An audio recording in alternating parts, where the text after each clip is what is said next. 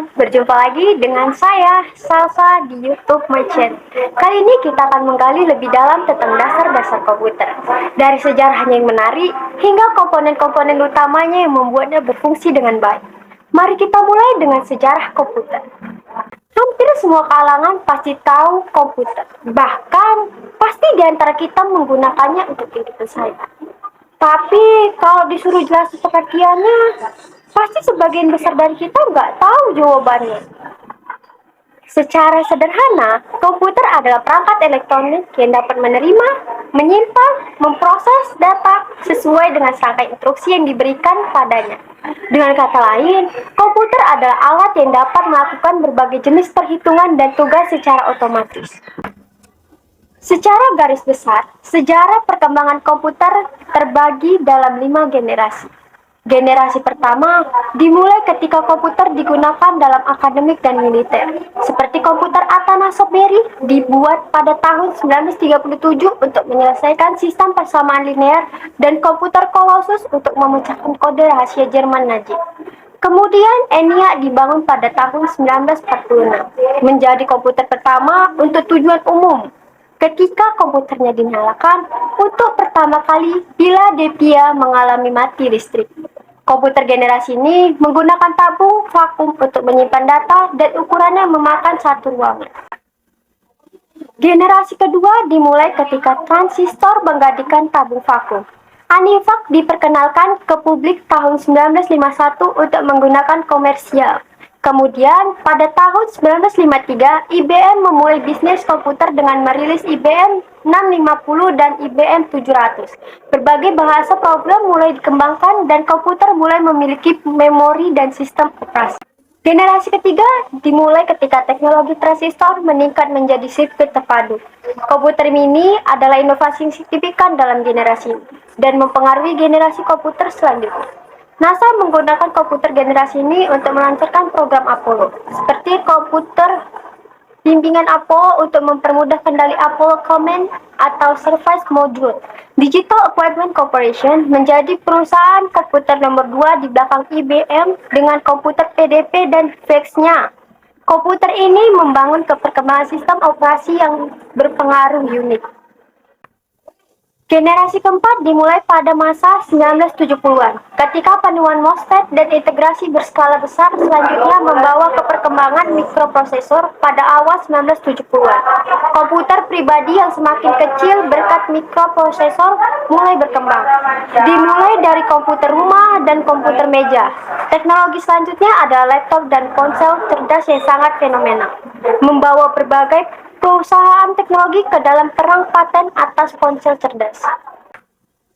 Generasi kelima digadang-gadang sebagai tahapan perkembangan teknologi paling canggih saat ini dan diciptakan pertama kali pada tahun 1980-an. Peningkatan dari segi visualisasi menjadikan tampilan visual pada komputer di generasi kelima mempunyai resolusi yang sangat tinggi dan begitu tajam. Negara yang mempelopori sejarah perkembangan komputer pada generasi kelima adalah Jepang. Dalam proses pengembangannya, terdapat penambahan komponen-komponen penting ke dalam sistem komputer modern saat ini. Hal ini dikarenakan komponen yang digunakan pada komputer generasi kelima adalah penerapan beragam teknologi modern, seperti superkonduktor, PLC, dan kecerdasan buatan atau lebih sering dikenal dengan artificial intelligence. Selanjutnya, mari kita bahas jenis-jenis alat pemrosesan data, atau lebih dikenal dengan CPU.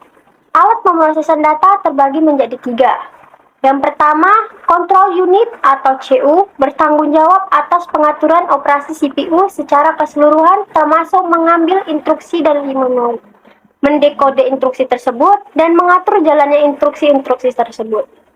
Yang kedua, ada Arithmetic Logic Unit atau disingkat dengan ALU, bertanggung jawab atas operasi aritmatika seperti penjumlahan, pengurangan, perkalian, pembagian, dan operasi logika seperti AND, OR, NOT yang dilakukan oleh CPU. Ketiga, ada register, tempat menyimpan sementara untuk data dan instruksi yang sedang diproses oleh CPU. Register ini memiliki kecepatan akses yang sangat tinggi dan berada di dalam CPU. Ketiga bagian ini bekerja sama dengan mengatur operasi CPU secara efisien dalam memproses data dan instruksi. Sekarang mari kita fokus pada memori internal. Memori internal adalah komponen penting dalam komputer yang digunakan untuk menyimpan data dan memproses yang sedang dieksekusi. Contoh memori internal termasuk RAM atau Random Access Memory dan ROM Read Only Memory. RAM digunakan untuk menyimpan data sementara yang dibutuhkan oleh CPU dan menjalankan program. Sementara ROM mengandung instruksi yang tidak dapat diubah yang digunakan saat komputer dinyalakan. Selanjutnya, mari kita bahas fungsi motherboard.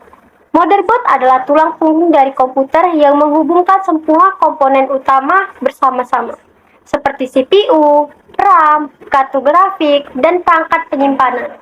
Ini juga menyediakan jalur komunikasi antara komponen-komponen tersebut, memastikan bahwa mereka dapat bekerja sama secara efisien. Dan terakhir, mari kita bicara tentang jenis bus pada komputer. Bus adalah jalur komunikasi yang menghubungkan semua komponen dalam sebuah sistem komputer. Jenis bus utama termasuk bus data, bus alamat, dan bus kontrol. Bus data digunakan untuk mentransfer data antar komponen-komponen. Bus alamat digunakan untuk mengidentifikasi lokasi memori dan bus kontrol digunakan untuk mengontrol operasi komputer. Itulah informasi dasar tentang sejarah komputer serta komponen di dalamnya.